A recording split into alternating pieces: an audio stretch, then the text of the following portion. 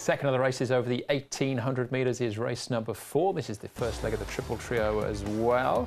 Headed by Good Days, Stanley Sherman, Blake Shin combined. He's winner over 1,800 metres and beyond, 2 and 2,200 metres. Dream Warriors, last start course and distance winner, beating amongst others Family Leader, who was favoured on that occasion. Sangria ran second in that race. Kingsman finished in third. Bullish Glory, Chad Schofield, barrier 9 for him. He was third behind Crown Avenue last time out. And Santa Mr. Monty, last start winner, from the front gets barrier 1.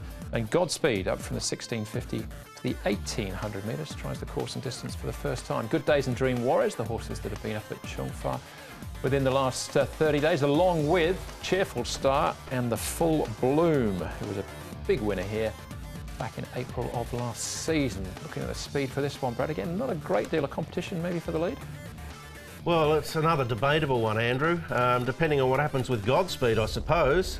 They went forward with him last start, which has never been done before. It backfired. Will they go forward again?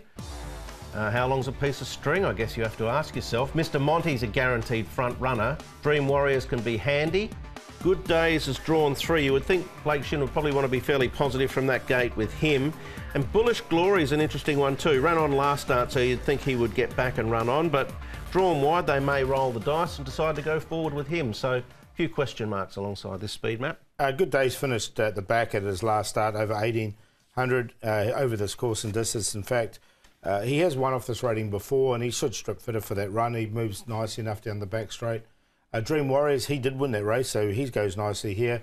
He's a horse in form at the moment. Karis Eden will take them out once again on Dream Warriors to get them the perfect run, but he still won, so that was good from his supporters. And the other one, Mr. Monty, look, he's looking really good, I thought, in the morning. He's going to come in with a featherweight, and he has won off 20 pounds higher before, so...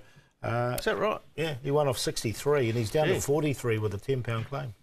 Works out well mathematically, doesn't it? Certainly does. All right, so TT, $1.8 million jackpot going into an estimated dividend in the region of $4 million for the triple trio players. We're going to start off with Umberto Responsibly here.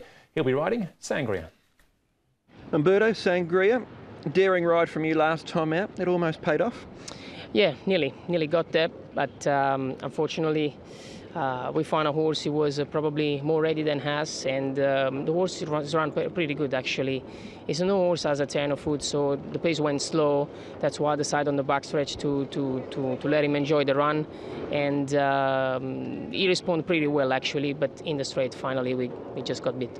Those mid-race moves at Happy Valley, we see them a lot. Sometimes they work, sometimes they don't. You have to know you're on the right horse with stamina like him to be able to produce that sort of run. He's a kind of horse that then it will suit him the very good and fast pace. Out of that, I mean, if the pace is slow, it's no point you stay at the back, because otherwise, once you're going to be around the bend, they're going to push you 6-7 wide around, and he's a no horse, then it will never win a race like that. But you know, I only wish every time then there is a speed in the race. But if there is no speed, we're going to go for Plan B or Plan C.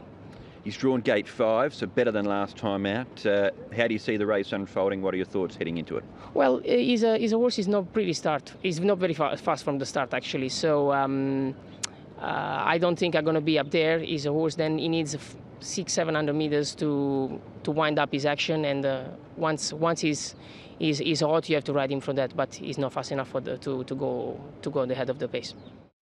All right, there goes Umberto's thoughts on Sangria. I thought it was a huge run last time. I expect something similar once more. We'll keep going, though. Have a look at a couple of others here. Bullish Glory and Garlic here. Bullish Glory arrived here on a mark of 85 in Class 2. He's now down to 43, but he's yet to win in 25 starts. Yes, he is, Andrew. I've tipped him a lot. I tipped him, I think, 2 of his 3 runs so far this season. I tipped him a lot last season. Prior to this start, he bubbled over in the paddock before he went out onto the track. That was the forgive, but he actually ran well here, coming from the back. Garlic, yeah, hit the line okay. I thought he was going to run a place 2 for a moment. I'm going to stick with Bullish Glory because I know as soon as I get off, he'll get up and win. Garlic, I'll take my medicine. Garlic is a 4-time winner, isn't he? So he's, you know, he's getting there. All right, Mr. Monty. Paul talking about how well weighted he potentially is. This is doing what he does best out in front. Now look, I like this horse. I'll tell you why. He's drawn barrier number 1. He's on a rating of 43, as I mentioned. His last one was off 63. When he won that race, he came out the next start and was placed off a rating of 73. So And before that, he'd run second. So he's a horse that once he gets to his form, he can keep his form. Now, he fought back here. It looked like he was going to be beaten by Le Panache quite easily. But this really light weight on the C course at 13 to 1, I quite like him. I think he's a good bet at that price. Salesman, Paul, honestly. You've talked me into it. I've got him in fourth, but he'll get elevated when it comes to filling out tickets. All right, the Kingsman at this stage, Paul, is the favourite. Yeah, and I've left him out. I'm going to go with Mr. Monty. I quite like the horses I mentioned. I'm going to, at that price, I'm happy to make him the bet of the day and bet of the night. But I put Win. He's 13 and 3. He's still an each way price at this stage. Family Leader, he'll be the one outside him. So place-oriented race for me. Good Days with that run under his belts, one off a similar rating, and Dream Warrior in for fourth. So 10-3-1-2. I'll be honest, I needed a sales pitch to sort of get some confidence for this race. It's really hard to predict. I think if you had a crystal ball, you'd look into it and it'd still be clear. You wouldn't be able to see anything. We heard from Umberto Rispoli there talking about potentially taking off on Sangria. These are the things that are, really hard to sort out.